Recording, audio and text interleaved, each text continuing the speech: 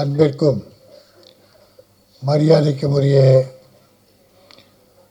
என்னுடைய ஆரியர் சகோதரர், நகைச்சுவை அரசு அல்ல, காமெடி கிங் அல்ல, நகைச்சுவை பேரரசு கவுண்டமணி அவர்களே, அருமை சகோதரர் பாக்யராஜ் அவர்களே, இயக்குனர் வாசு அவர்களே, 5 ஸ்டார் கதிரேசன் அவர்களே, செந்தில் அவர்களே, என் அருமை தம்பி ஸ்நேகன் அவர்களே, மற்றும் மேடையில் வீற்றிருக்கிற வல்லவர்களே, வாழ்த்து வந்திருக்கிற நல்லவர்களே, ஊடக நண்பர்களே, உங்கள் அத்தனை பேருக்கும் என் முதற்க நன்றியை நான் தெரிவித்துக் கொள்கிறேன். கவுண்டமணி அவர்கள் முதலில் நாடகங்கள் நடிக்கிற போது அவரை நான் நாடக நடிப்பை பார்த்து ரசித்தவன். கலைவாணர் அரங்கம், பழைய கலைவாணர் அரங்கம் கட்டிடத்தில், அண்ணாமலை மன்றத்தில் மற்றும் உள்ள நாடக மேடைகள் எல்லாம் அன்றைக்கு அவருடைய நாடகம் தொடர்ந்து நடக்கும். அவருடைய பாடி லாங்குவேஜ், டயலாக் டெலிவரி நாடக உலகில் அவ்வளோ ஒரு பெரிய புரட்சியை உண்டாக்கியது. அதற்கு பின்னாலே நான் 16 வயதினிலே பார்த்தேன்.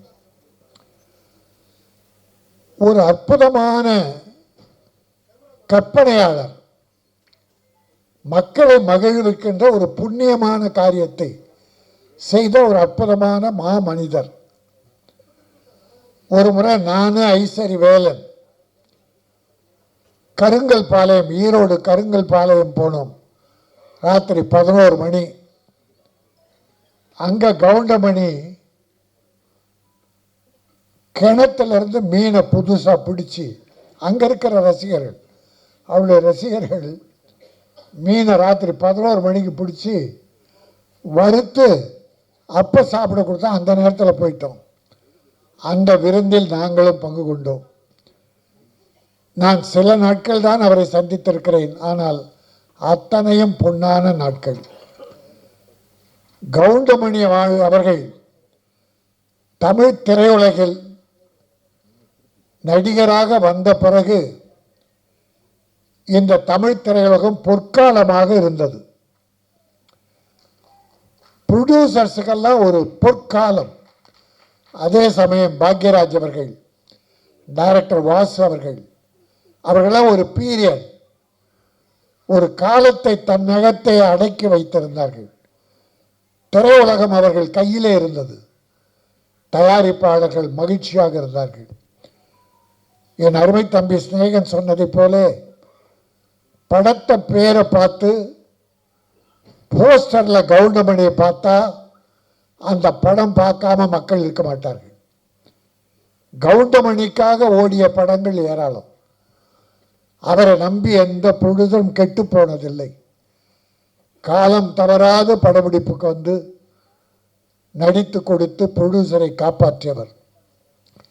தம்பி ராஜகோபால் இயக்கி இருக்கிறார். அவர் ஒரு நல்ல நகைச்சுவை எழுத்தாளர். பல படங்களுக்கு பெயர் இல்லாமலே நகைச்சுவை எழுதி கொடுத்தவர். அவர் இன்றைக்கு இந்த படத்தை இயக்கி அத்தனை கற்பனையும் கொட்டி பிரமாதமாக பண்ணியிருக்கார். ஒத்த ஓட்டு முத்தையா.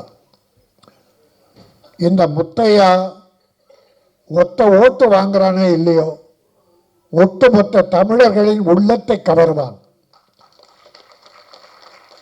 ஒட்டுமொத்த தமிழர்களின் நோட்டும் இந்த ஓட்டுக்கு வரும். படம் பார்ப்பார்கள். ஏனால் மக்கள் ரொம்ப அழுத்தமாக இருக்காங்க, மன அழுத்தம் அதிகம். இப்படிப்பட்ட நல்ல நகைச்சுவை படங்கள் வேண்டும் என்று விரும்புகிறார்கள். இப்போ பல படம் ஃபெயிலியர் ஆகுது, சில படம் வெற்றி பெறுது. அதை பார்த்தீங்கன்னா புதுமை, பல பெரிய படங்கள் ஃபெயிலியர் ஆகி சின்ன படம் வெற்றி பெறும். சின்ன படம் ரப்பர் பந்துன்னு ஒரு பேர் சொன்னேன், டாடா, குட் நைட், நிறைய படங்கள். அப்போது நம்முடைய என்றைக்கும் evergreen comedy king of king நம்மளோட கவுண்டமணி படம் இன்றைக்கு மிகப்பெரிய வெற்றியை பெறும். ஒரு காலம் பூரா அவர் எல்லா வீட்டிலும் இருந்தார்.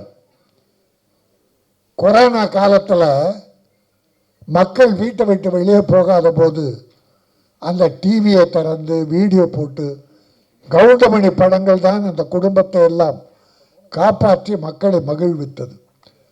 ஆக எல்லா காலமும் அவர் வாழுகிற காலம் வரை மக்களை மகிழ்த்து கொண்டிருப்பார். அவர் காலத்திற்கு பிறகும் இந்த சினிமா உலகிலே அவர் செய்த சாதனைகள் நிலைத்திருக்கும். பல நடிகர்கள் தலை கனத்தை குறைத்து வருமானத்திற்காக தன்மானத்தை இழந்து இருப்பதை விட கவுண்டமணி அவர்கள் எப்படி இந்த திரையுலகில் நடந்து கொண்டாரோ, எத்தனை ப்ரொடியூசரை காப்பாற்றினாரோ, எத்தனை இயக்குநர்களுக்கு பெரிய மரியாதை கொடுத்தாரோ, அதை போல அவரை வழிகாட்டியாக கொள்ள வேண்டும். இந்த ஒத்தை ஓட்டு முத்தையா தயாரிப்பாளர்களை காப்பாற்ற வேண்டும். டைரக்டருக்கு அடுத்து படங்கள் கிடைக்க வேண்டும். நிறைய நட்சத்திரங்கள் காமெடி நடிகர் எல்லாம் அற்புதமாக போட்டிருக்கார். மியூசிக் 2-3 பாட்டு பார்த்தோம், அற்புதம், நல்லா இருந்தது. மியூசிக் டைரக்டர் வாழ்த்துக்கள். அதில் ஒரு கவர்ச்சி பாட்டு. இப்பெல்லாம் பாவாடை தைக்கிறாங்க சார், பயங்கர சார், பாவாடை தைக்கிறாங்க ஃபுல்லாக. ஆனால் எதை கீசி விட்டுறாங்க.